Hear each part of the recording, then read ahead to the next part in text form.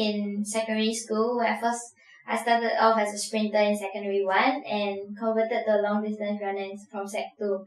So my coach then, he encouraged me to sign up for more road races. So I started doing more 10Ks and the 10K runs outside of school. So that actually encouraged my passion for longer distances, because I actually love doing it way more than track workouts. So when I went to, I also represented a few international meets in my secondary school days, such as the Asian cross country and the WALA meet, which is the Western Australia Little Athletics meets. So when I graduated from SIDA, I signed a contract myself saying that I would stop track because I would quit it, and because I hated it then. I was so stressed by track, and I was just telling myself that I had enough of it. But when I went to Ngee I was dragged in by my senior to join track once again, and it's kind of hard to leave track because of the friendships, like the friendship forged during training, and the kind of friends is just a very familiar community with what I had in my track team in SIDA. So I joined the track team in Ngee and I started I'm quite lazy, so I don't train for Polite, but I competed for the Polite and IVP games. So my road to SEA Games, I never considered SEA Games to be something that I would go for, because I would place my emphasis on my studies instead of sports. But I thought like, why not give it a try, since it will be in Singapore and it will be like in our home ground with our home ground advantage, and it will be in front of our friends and family so why not, like, don't waste this opportunity. So I started training for it in a year before SEA Games. So I started about June last year. So I was first training for 800 and 1005, which are my pet events since secondary school. But steeplechase was something that I didn't choose to do. It was just by chance, because my coach just joked around and said like, hey, why don't you just clear the hurdles for warm up? Then I was like, are you crazy? But I just did it, and then he said that I had a little bit of talent in that. So he asked me to go for Series 3, which is one of the meets leading up to SEA Games. So I had no experience clearing the water jump, and I have never cleared a water jump in my life. So that meet was my first one, and I was actually having like mini heart attacks after every water jump, because I had no idea how to clear it, and I was just looking at the girl in front of me, how she clear. But every time I go up, I just splash right in, like in the middle, and I'll start crawling up and continuing. So after Series 3, I thought that my coach said that it was an event possible for me to do during SEA Games. I was like, are you crazy? Like, how am I gonna do something within such a short time span? Because I only had about, Series 3 was in April, I only had about 2 months leading up to SEA Games. So after Series 3, we went over to quite a few international meets, such as the Malaysia Open, the Taiwan Open, where I broke a few national records over there, like with each new race. Because Series 3 was like a chance, and by chance, but it was still the national record. So with that, it gave me a little more confidence to go ahead to try this event. So I bettered the timing with each new upcoming meet, which was quite encouraging also. So I continued on, and of course steeplechase is not the easiest event, in a way that there's a fear to overcome, the fear of jumping the water jump, and also the many falls that you have through training . So I fell a couple of times through training, with a lot of bloody incidents, but I think all these heal . So it's like the experience gain is kind of really memorable, and something that everyone should have a go at. So 5 days just before the SEA Games, for my steeplechase event, I actually crashed the barrier. I just ran straight into it. I know not why. So I just crashed into it, and I actually backflipped and landed on my back. So yeah, I somersaulted and yeah, so when I landed on my back, I was just like, oh no, cause I had this excruciating pain on my knee. And when I looked down my knee, I just got a shock because there was this huge bump on my knee, and I thought at first that my knee got dislocated or something. I thought that was my kneecap sticking out. So I was just really worried because I mean my event that I've trained for the entire year is in 5 days, and I just crashed.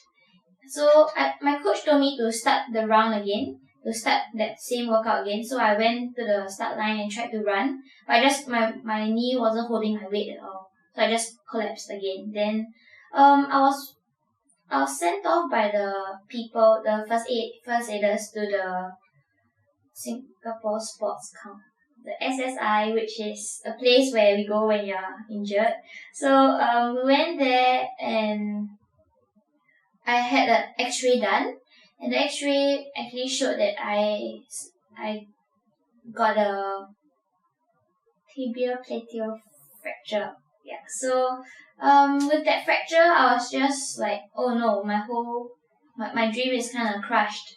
But I feel and what was really upsetting was that the doctor told me that I would not be able to compete for my steeplechase especially, and because I was doing 1,500 steeplechase, so he said that I was not able to compete for these games, and that just crushed my hopes also, like my dreams and all. It just for a moment I just saw all the effort that has been put in just gone to waste, and there has been a lot of sacrifice made between this year after the decision to do SEA Games. So it was a very painful very painful thought lah, to not be able to compete for what we've trained so hard for. So I told the doctor that I still wanted to compete, and I was really stubborn. I just said that, no doctor, you gotta let me compete. So previously it was the first doctor came and said that no, she's not gonna allow me to. So I just told her that I'll find another doctor to talk to. So I just left and spoke to another doctor.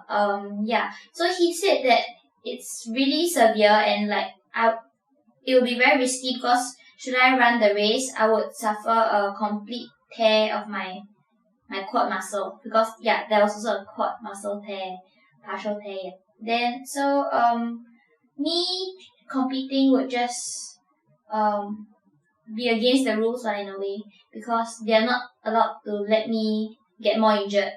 Yeah, so I told him that I'm fully aware of the risk that I have to take, and he made me sign an agreement that I'm aware, and to actually gain permission from the council to compete from the SNOC. So after signing that agreement, I told myself like, okay, this is another new chance to actually redeem yourself. Not redeem yourself, but actually fight for it again lah. Like renew this hope of competing. So I feel that the pain is still there. Like right after my crash, I was limping all the way until the day of my race. Like because it was really swollen, and I was very thankful for the physios there also, like Emily and a few other physios who were always there to help me do the ultrasound and help alleviate the swelling. So after a few days, the swelling went down, but the pain was still there. But I told them that I'll just run with tapes. So they helped me tape me up, and I was ready to go. So I feel that it's very important to still be mentally strong despite like your circumstance. So no matter what happens, your mind is there and you'll do well. So like physically you may not be at your peak, but as long as like your mental strength is there, like you really want it all depends on how badly you want it. So if you really want it, you just go out and get it. Like you don't let your situation or whatever your emotions affect you from getting your goal lah. So during the race, like for my steeplechase, it was a really memorable race for me, because firstly it was in the sports hub, and the sports hub has a magical aura to it. So we were first led out to the start line. So it was once we were out from the start line, we could hear the crowd cheering for us already. And what I liked most about the race was also the start of it, which I feel is what will be most memorable for almost every athlete, where the camera zooms into you and you just wave and just thank the crowd for being there for you to watch your race. And I feel that throughout the race, that was the only race that I actually wasn't stressed at all, but I actually just enjoyed each second of it. It was really just, you can hear the crowd, you can feel the difference between this race and all the other races you've done in your years of competing, because your friends and family are just there. Like if you compete in Taiwan or other countries, you have your teammates there, but it's just different from having your families watching you on TV, on the big screens, and it's just really an experience that I feel everybody should at least have it once in a lifetime. Yeah. And so how my race went was, the gun went off. My first steeplechase, you run a quarter of the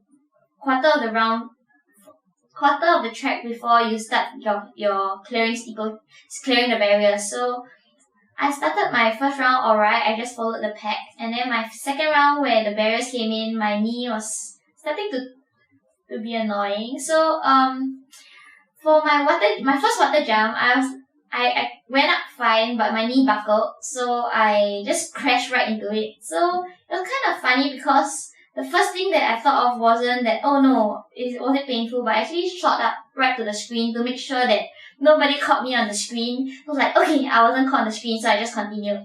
But yeah, it was only later on, when a few days later, where I got to see all my unglam moments of the fall through the Facebook pictures. Yeah. So I feel that race was really, really special, because you get to meet so many people of other countries, and you actually learn from them, like their training schedule. Because after the race, we got to speak to the athletes and ask where they've been, with which meets they've been to, and how do they train for this steeplechase, because that's also really new to me. So I find that we do have a lot to learn from the other countries, especially steeplechase, which is not really common for girls in Singapore. Yeah, and starting off steeplechase isn't impossible. Like, I mean, I have this advantage of being short, but I still try it anyway. So anybody should try it. Like, you won't know whether you like it until you've actually done it, and you may just fall in love with it. Yeah.